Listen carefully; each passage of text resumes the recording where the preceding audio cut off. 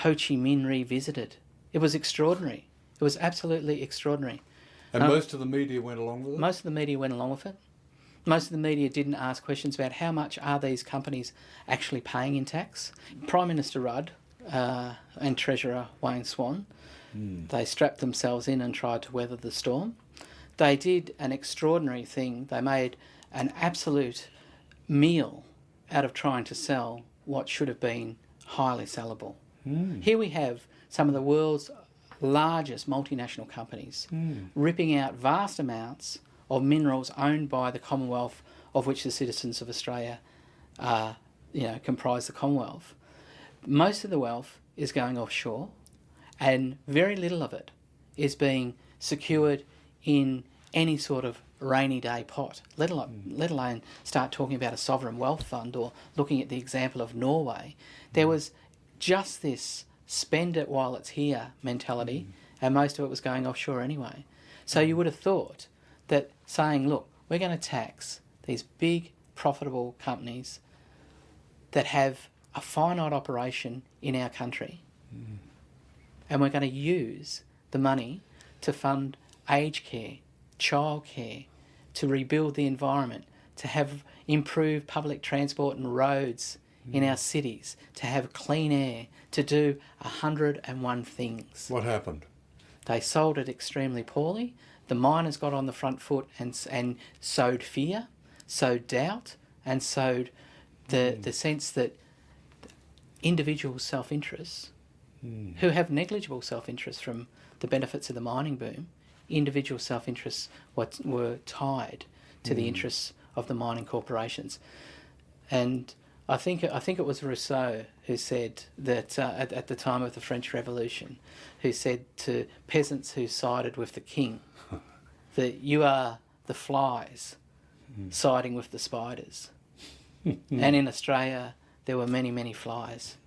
Many, many people said, without the mining industry, we'd be ruined. Hands off the miners. It was nonsense. Hands off the goose that laid the golden egg. It was complete nonsense. Kevin Rudd was tapped on the shoulder. There was a palace coup. Julia Gillard was installed as Prime Minister. And there was, within days, a deal done between Martin Ferguson, the Australian Federal Minister for Resources, who is in thrall to mining interests in the mining industry, and the former head of the world's biggest mining company, BHP Billiton, Don Argus. Those two sat down to work out a tax level that industry could live with. Kevin Rudd retreated to the back bench.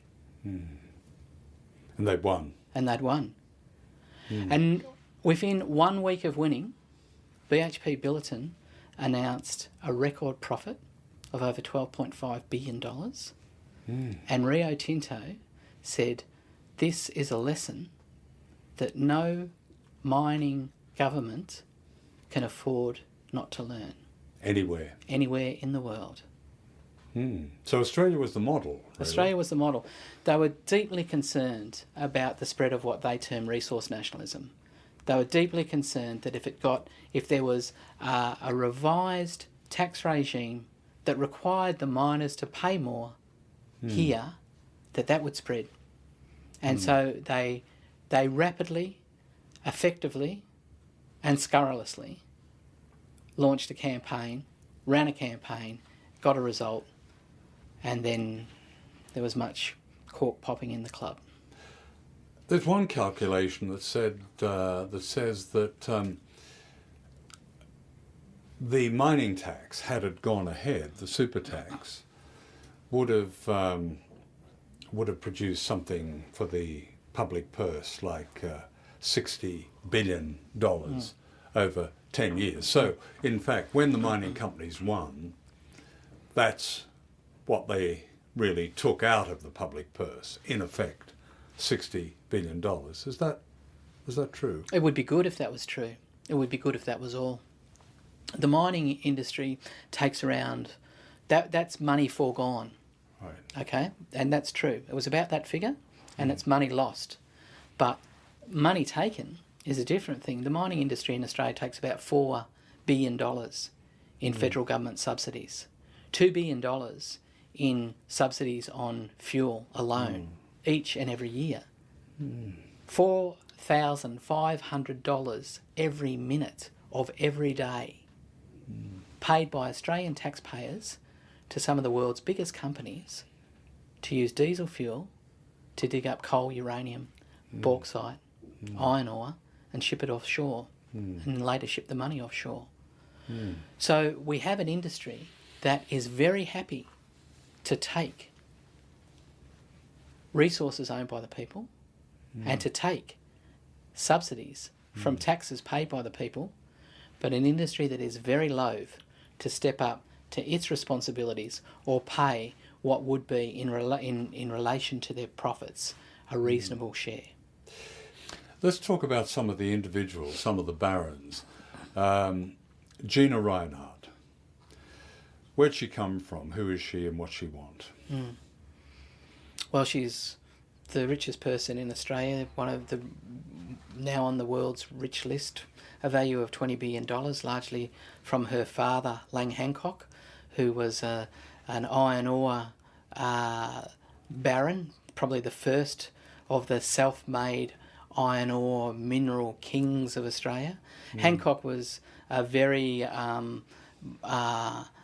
driven man whose mission was to open up Western Australia to economic development through resource extraction, and his targeted resources were asbestos. That's where he made his first money, and then later iron ore.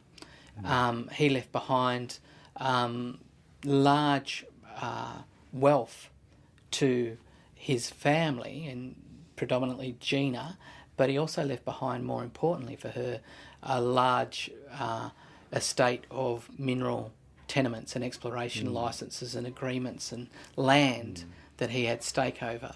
And she has been able to turn that, in the current climate and hunger for minerals, into a massive and highly valuable asset. She's extraordinarily rich, she's deeply opinionated, and she wants Australia to be developed in her image, which is to cut red, black and green tape, unfettered development, and she is proposing that Northern Australia be effectively developed as a special economic zone, that key Indigenous and environmental checks and balances don't apply, that workers are brought in from other nations, particularly in Southeast Asia, at lower price and non-unionised, to work massive mining projects without scrutiny or recourse. It's like a vision of a set of personal fiefdoms.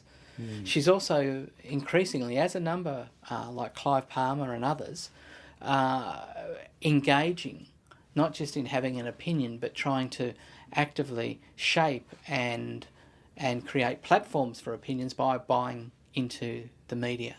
What's one of the most naked displays of mining industry power? I think one of the clearest ones that I witnessed and that you can point to is the fact that in the early 1980s there was a Labor government elected to power. It was the Hawke government, and he was elected on a very clear platform and with a very clear mandate to introduce national land rights legislation for Aboriginal people. And what they were doing was had looked at the Northern Territory land rights, which is Northern Territory is the only part of Australia where land rights applies. They'd looked at that and they'd said that was a good model to apply nationally. They took that to the election, along with a whole range of other things, strongly endorsed. They formed government. The mining sector saw that as a major threat, particularly in Western Australia, and they launched an extraordinarily vitriolic and racist campaign. And it was a shameless fear-mongering campaign saying that if this legislation goes through, Aboriginal people will have the right to set up camp in your backyard. You will not be able to stop them doing things in your house if this legislation goes through. And massive ads. What kind of ads? Full page newspaper ads. You thought it was your home. Think again. Targeting iconic places in Australia. A beautiful picture of a beautiful place. Have you loved this? Take a good look now. Your kids mightn't get a chance to. Aboriginal people will lock it up. White people won't be able to go there. You'll need permits to go to your favourite beach. You won't be able to swim or fish at your favourite beach because the blacks will take it. It was extraordinary. It was bald, crude, and sadly effective. Western Australia in particular drove this. The Western Australian Premier at the time was a man called Brian Burke. He then became a very strong advocate for the mining industry and basically took the message to Canberra that the government will be sunk if this is progressed, that the mining sector will not accept national land rights legislation and it has to be dropped.